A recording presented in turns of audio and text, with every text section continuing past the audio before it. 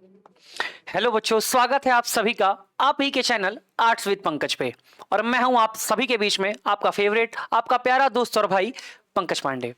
तो जैसा कि आप सभी जानते हैं कि हम लोगों ने अपने चैनल पे, आपके चैनल पे क्लास 12th की पॉलिटिकल साइंस की सीरीज शुरू करी थी और टारगेट है हम सभी का 2026 के बोर्ड एग्जाम। फिलहाल आप सभी को बधाई। घर में बहुत बोर हो चुके थे, छुट्टियां पड़ी हुई थी, सर कहीं जाने को नहीं मिल रहा है, कोचिंग में भी बच्चे मेरे को ऑफलाइन क्लासेस में बता रहे थे। तो अब स्कूल खुल चुके हैं और सिर्फ ये चीज भी ध्यान रखो, स्कूल ही नहीं खुले हैं, अब आपका दिमाग भी खुल जाना चाहिए। बिकॉज अब आपके यूनिट टेस्ट, अब आपके पीरियोडिक टेस्ट जिसको आप बोलते हो, आपके मिड टर्म के एग्जाम अब आपके सर पे हैं।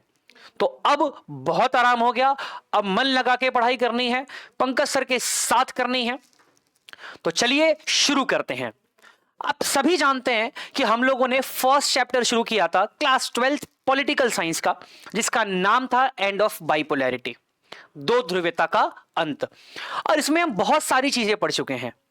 अब आज का जो हमारा टॉपिक होने वाला है बेटा, वो है शॉक थेरेपी। तो चलिए हम अपने टॉपिक पे चलते हैं। जैसा कि आप सभी देख सकते हैं, यहां पे हमने लिखा हुआ है शॉक थेरेपी। बड़ा इंटरेस्टिंग सा इस टॉपिक का नेम है, टाइटल है शॉक, फिर थेरेपी। सर थेरेपी भी पता है क्या होती है, उपचार करना, केयर में ट्रीटमेंट करना, और शॉक। तो शॉक थेरेपी, ये दोनों अपोजिट वर्ड ये साथ में कैसे जोड़ दिए, हमें ये समझना है। सबसे पहले चलते डेफिनेशन की तरफ। लिखा है, ये याद करनी है बेटा, ध्यान रखना। अ पेनफुल ट्रांजिशन, एक एक वर्ड को समझते चलो। पेनफुल ट्रांजिशन, ट्रांजिशन का मतलब क्या होता है, बदलाव। ट्रांजिशन का मतलब क्या होता है, बदलाव, शिफ्ट होना एक जगह से दूसरी जगह या किसी व्यवस्था में परिवर्तन होना। पर पेनफुल, सुई लगा के भेज रहे थे क्या? क्या है ये पेनफुल ट्रांजिशन, समझते हैं। लिखा है painful transition from an authoritarian socialist system to a democratic capitalist system. बेटा समझो, आप सभी ने देखा कि यूएसएसआर का डिसइंटीग्रेशन हो गया।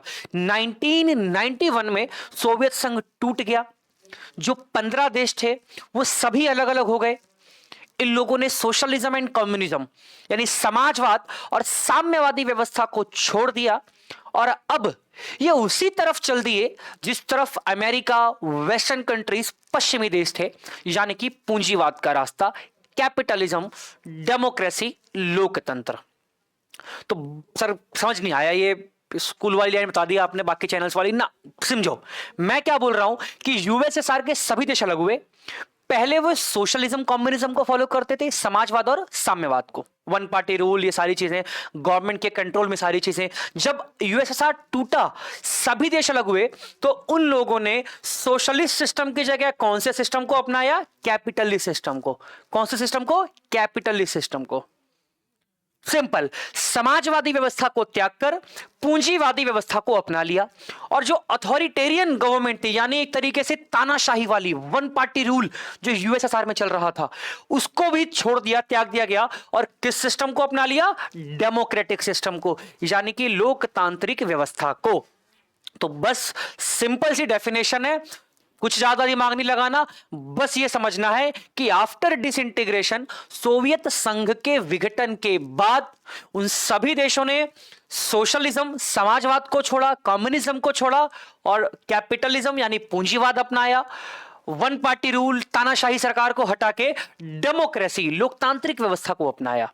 यही है शॉक थेरेपी, यही बदलाव। लिखा है ना बेटा, ट्रांजिशन सोशलिज्म से कैपिटलिज्म की तरफ, कम्युनिज्म से डेमोक्रेसी की तरफ ही शॉक थेरेपी कहलाता है।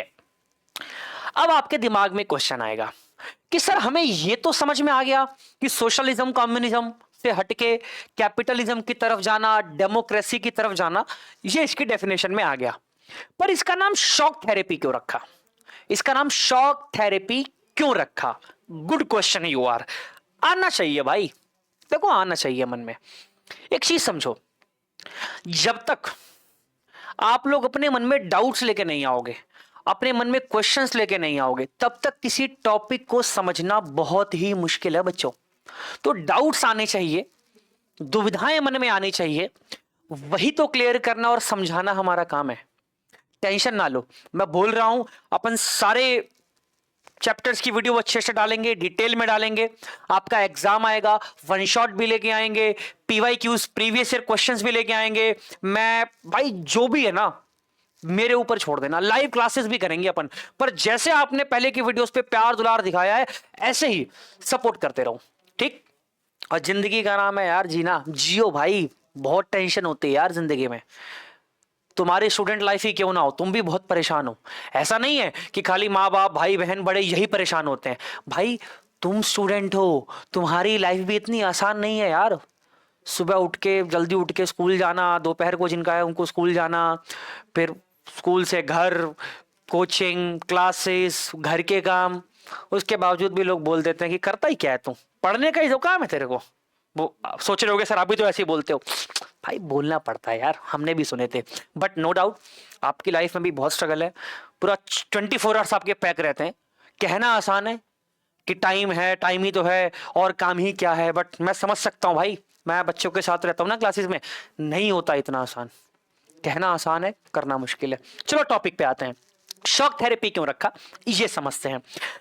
आप सभी एक चीज को समझो कि यूएसएसआर के जो देश थे, लगभग लगभग 1917-20 से लेके 1991 तक, 90s तक, लगभग लगभग ऑलमोस्ट 70 इयर्स तक इन लोगों ने एक ही सिस्टम को फॉलो किया।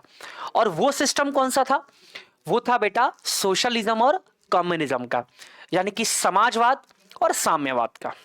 जैसा कि आप जानते हैं अब 70 साल, जनरेशंस बदल गई, पीढ़ियां बदल गई, समझ रहे हो बात को। और एक ही व्यवस्था को फॉलो करते रहे, उसी में ही जिंदगी गुजर गई।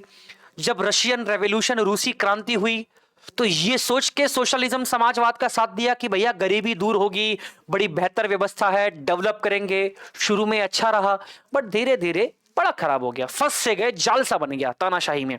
बेरोजगारी, महंगाई, freedom of speech and expression नहीं है, समझो। पर मैं कहना क्या चाहता हूं कि 70 सालों तक जो यूएसएसआर के लोग थे वो सोशलिस्ट सिस्टम को समझते रहे, सोशलिस्ट सिस्टम को समझते रहे, देखते रहे, जीते रहे। और 70 साल बाद, ऑलमोस्ट आफ्टर 70 इयर्स, उस सिस्टम को छोड़ के पूंजीवाद की तरफ जाना, कैपिटलिज्म की तरफ जाना अच्छा तो नहीं लगा होगा ना।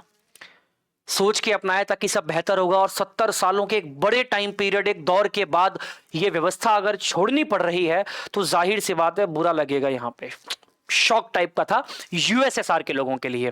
परंतु किंतु लेकिन ये लोग जिस व्यवस्था को छोड़ के जिस व्यवस्था की तरफ जा रहे थे, ये जानते थे कि वो एक बेहतर व्यवस्था है, एक ऐसी व्यवस्था है जिसमें हमारी परेशानियां अब धीरे धीरे दूर होंगी। हम विकसित देश की तरफ आगे बढ़ेंगे, हम डेवलपमेंट की तरफ आगे बढ़ेंगे, जिस तरीके से पश्चिमी देश बढ़े हैं।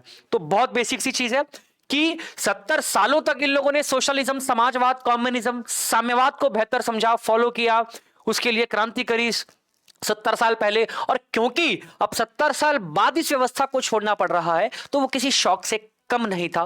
परंतु जिस व्यवस्था में जा रहे थे अब वो एक बेहतर व्यवस्था थी, इसलिए यहां पे टॉपिक में इसको क्या बोल दिया है? थेरेपी बोल दिया है। क्या बोल दिया है? थेरेपी। तो ये बेसिक सा टॉपिक था कि शॉक थेरेपी क्या होता है। शॉक इसलिए क्योंकि 70 सालों तक उसको फॉलो किया और अब उसको छोड़ के जाना पड़ रहा है। पर थेरेपी इसलिए क्योंकि पिछले वाले से एक बेहतर व्यवस्था है, कैपिटलिज्म, डेमोक्रेसी और पूंजीवाद। तो बेसिक सी डेफिनेशन याद रखनी है कि अब पेनफुल ट्रांजिशन, एक दर्द भरा स्थानांतरण समाजवादी व्यवस्था से किस तरफ? पूंजीवादी व्यवस्था की तरफ, लोकतांत्रिक व्यवस्था की तरफ ही शॉक थेरेपी कहलाता है। ये हो गया जी शॉक थेरेपी। अब एग्जाम में आपसे पूछता है कि what are the consequences of shock therapy, यानी बच्चों, विद्यार्थियों, शॉक थेरेपी के परिणाम बताओ। चलो अपना लिया, बहुत बढ़िया लगा भाई, अब तो सब बेहतर होगा, बल्ले बल्ले होगी, तुम जन्नत का सफर होगा, मान लिया। रहा क्या? क्या परिणाम रहे? कॉन्सिक्वेंसेस का मतलब परिणाम क्या रहे, समझते हैं। पहला लिखा है कि 90% of its industry was put up for sale to private individuals and companies. यानी बेटा कम्युनिज्म में क्या था, साम्यवादी व्यवस्था में क्या था कि सब कुछ स्टेट के कंट्रोल में था। गवर्नमेंट के कंट्रोल में था, सरकार के नियंत्रण में था। पर जब अब पूंजीवादी व्यवस्था को अपनाया, कैपिटलिज्म को अपनाया, तो जो गवर्नमेंट इंडस्ट्रीज हैं, एजेंसियां हैं, इन सबको प्राइवेटाइज करने का काम चालू हो गया। मतलब नीलामी, इनको बेच दिया गया इंडिविजुअल्स के हाथ में कौड़ियों के दाम पर। और इसलिए बोल रहा है कि 90% ऑफ इंडस्ट्रीज जो है यहां की, इनको क्या कर दिया गया, सेल कर दिया गया। और इसी वजह से हम इसको largest garage sale of history भी बोलते हैं। लार्जेस्ट गैराज सेल, एग्जाम में पूछता है कि largest garage sale of history क्या है, तो आप बताओगे कि शॉक थेरेपी का कॉन्सिक्वेंसेस है। जब पूंजीवाद कैपिटलिज्म को अपनाया तो 90% ऑफ जो यूएसएसआर की इंडस्ट्री है, अब उनको प्राइवेटाइज कर दिया गया, गवर्नमेंट का कंट्रोल हटा के बेच दिया गया, कौड़ियों के दाम पर बेच दिया गया। इसलिए हम इसको largest garage sale of history भी बोल देते हैं। तीसरी चीज, द वैल्यू ऑफ रूबल। पटाख से कमेंट में बताओ कि रूबल कहां की करेंसी है। The value of rouble, the Russian currency, लिखा है यार, डिक्लाइन ड्रामेटिकली। यानी जो रशिया की करेंसी है रूबेल, ध्यान रखना, इंडिया की क्या है, रुपीस। जो रशिया की करेंसी है रूबेल, बेटा इसकी वैल्यू बहुत तेजी से गिर गई, बहुत तेजी से डाउन हो गई, बुरा हाल। सोचो महंगाई कितनी लेवल पे बढ़ रही होगी। The real GDP of Russia in 1990 was below in 1980 from 1989। यानी क्या बोल रहा है कि 1989, बेटा अगर हम 10 साल पहले की बात करें ना, जब अफगानिस्तान वॉर खत्म हुई, उस समय जो रशिया की, यूएसएसआर की जीडीपी थी 1999 में, 10 साल बाद, यानी डिसइंटीग्रेशन के 7-8 साल बाद, जीडीपी 1989 के मुकाबले भी क्या थी, काफी कम थी। समझो, यानी जब इन लोगों ने कैपिटलिज्म, पूंजीवाद को अपनाया, तो शुरू के जो 8-10 साल है वो और ज्यादा खराब बीते, और ज्यादा बुरी तरीके से बीते। और इसका लाइव एग्जांपल देख रहे हो कि 1999 में जो जीडीपी थी वो 89 से भी काफी कम हो चुकी थी। अगला point, the rate of inflation so high that people lost their savings. जब महंगाई बढ़ेगी, आप एक चीज समझो, पहले गवर्नमेंट के कंट्रोल में था सब कुछ, गवर्नमेंट लोगों को सब्सिडी देती थी, सस्ते दामों पर सुविधाएं प्रदान कराती थी। जब बिक गई, प्राइवेट इंडिविजुअल्स के हाथ में इंडस्ट्रीज चली गई, तो इन लोगों ने प्राइजेस, दाम बढ़ा दिए, महंगाई बढ़ने लगी, और जो सिटीजन्स थे, जो जनता थे, अब इनकी जेब का पैसा खत्म होने लगा। तो वही बोल रहा है कि इन्फ्लेशन यानी महंगाई बहुत ज्यादा बढ़ गई, जिस वजह से लोग अपनी सेविंग्स को भी खोने लगे। A mafia emerged in the most of these countries and started controlling many economic activities। यानी अब गवर्नमेंट के कंट्रोल में है नहीं, प्राइवेट इंडिविजुअल्स, व्यक्ति इसके मालिक है, अपने हिसाब से चीजों को चला रहे हैं, बिजनेसेस को रन कर रहे हैं, अपना दबदबा जमाने की कोशिश कर रहे हैं। ये सब कुछ यूएसएसआर में, जिसको बदमाश बोलते हो ना, माफिया, तो माफिया कल्चर अब धीरे धीरे वहां पर एमर्ज होने लगा था। तो old system of social welfare was systematically destroyed. यानी जब यूएसएसआर के बारे में हमने फीचर्स पढ़े थे, तो हमने समझा था कि चीजें जब गवर्नमेंट के कंट्रोल में थी, सरकार के नियंत्रण में थी, तो सरकार लोगों के वेलफेयर के लिए, कल्याण के लिए चीजों को सब्सिडी देती थी, सस्ते दाम पर देती थी, सारी फैसिलिटीज प्रोवाइड करती थी कि लोगों का कल्याण हो सके, भला हो सके। अब वो जो वेलफेयर वाला सिस्टम है वो पूरी तरीके से तहस नहस खत्म हो चुका था। ना बाप बड़ा ना भैया, सबसे बड़ा रुपया, जिसके पास पैसा उसकी तूती बोलने लगी। तो छोटा सा टॉपिक था हमारा, एग्जाम में आता ही आता है कि शॉक थेरेपी क्या है। तो सिंपल सी डेफिनेशन कि एक पेनफुल ट्रांजिशन, एक दर्द भरा स्थानांतरण समाजवादी, साम्यवादी व्यवस्था से हटके कैपिटलिज्म, पूंजीवाद और डेमोक्रेसी की तरफ ही शॉक थेरेपी कहलाता है। और एग्जाम में इसके कॉन्सिक्वेंसेस पूछेगा, तो यहां से आप स्क्रीनशॉट ले लोगे। नोट्स जल्द ही हमारी वेबसाइट पे artswithpankaj.com पे आपको मिल जाएगी। तो ये इसके कुछ कॉन्सिक्वेंसेस कि 90% ऑफ इंडस्ट्री सेल हो गई, माफिया कल्चर एमर्ज हो गया, इसी को हमने largest garage sale of history बोला। रशिया की जो जीडीपी है वो 1999 में 89 से भी बहुत ज्यादा कम हो गई। रशिया की करेंसी रूबल बहुत तेजी से गिरी। जो सोशल वेलफेयर, सामाजिक कल्याण की जो व्यवस्था थी वो पूरी तरीके से नष्ट हो चुकी। महंगाई इतनी ज्यादा बढ़ गई कि लोग अपनी सेविंग्स भी खोने लगे। तो वीडियो आपको अच्छी लगी हो, 2 बार देखें, 3 बार देखें, अपने दोस्तों को ज्यादा से ज्यादा शेयर करें, लाइक करें, कमेंट करें और सब्सक्राइब करें। जय हिंद, जय भारत।